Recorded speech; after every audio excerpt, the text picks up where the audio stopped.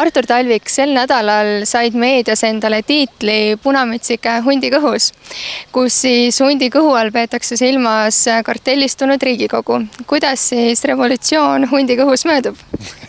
see tiitel on tegelikult juba varem antud. See on isegi üks Eiki Ernitsa karikatuur on selles, kuidas punamütsike jalutab mööda metsa, kus on igast hundid ja kurjad oravad ja igast sellised tüübid. See rünnak ilmselt nagu tõestab, et eks minu tegevus ja võib-olla laiemalt ka Vabaerakonna tegevus on üsna tülikas olnud kartellierakondadele ja kasutatakse igasugust võimalust, et seda siis rünnata või naeruväristada või narrida. Seega ma võtan seda positiivse pai tegemisena.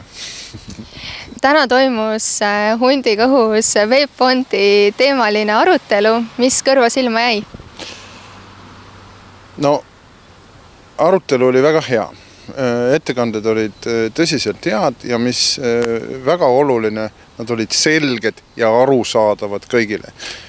Vahepealsel perioodil on VEB Fondi teema üritatud väga sogaseks ajada, väga valede andmetega katta ja nii edasi.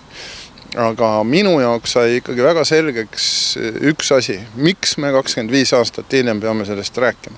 Ja põhjus on see, et kui me tahame selles ühiskonnas poliitilist kultuuri, ärikultuuri muuta, riigivarguse vastu võidelda, sellise poliitilise korruptsiooni vastu võidelda, siis me peame minema alglätete juurde tagasi. Ehk et me peame andma hävitava hinnangu nendele põhjustele, miks selline kultuur siin Eestis üldse lokkama on löönud. Et kui ma olin Tallinna Sadama uurimiskomisjonis, siis seal üks liige ütles, et üks nendest kinnipeetutest väitis linna peal, et ta sõidab soomukis, mis tähendas siis seda, et ta võib teha igasuguseid pättusi, susserdusi,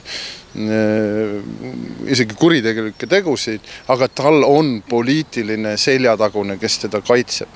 Ja võt see on asi, mida 2018. aasta Eestis ei tohiks olla.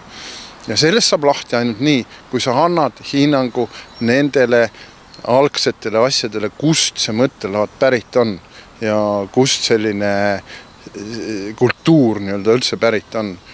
Ehk siis see sai väga selgeks, aga selleks, et see köis läbi lõigata minemikuga, on vaja teha siis tõsised hinnangud ühest küljest, ja teist küljest antud juhul siis ka peaks kompenseerima nendele kahjukannatajatele mingisugunegi kompensatsioon neile tegema, andma märku seda, et kõik on nõus sellega, et kõige kõrgemal riiklikul tasandil susserdati ja nemad olid ühed ohvrid. Aga see oleks pooleköie läbinärimine. Tänaseni on arusaamatu, mis sai sellest võltsdokumentide alusel Necheconom-pangast välja võetud $32 miljonist ja tänaseni ei ole tegeliku vastutust võtnud kogu selle susserdamise peaarhitektid. See põhituumik, see on ikkagi peidus. Me arvame teadvat neid, aga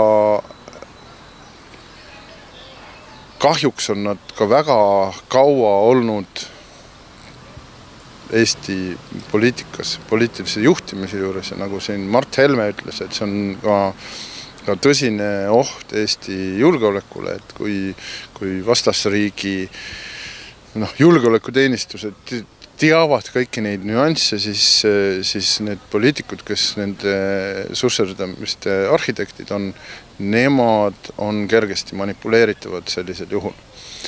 Ehk siis see vastutuse pool puudu ja mis sai sellest rahast, kuhu see raha läks tegelikult. Üks selline spekulatsioon, kui nii võib öelda, on see, et sellest Sellega pandi alus ühele Eesti kõige suuremale erakonnale, mis valitses Eestit mitu aastat.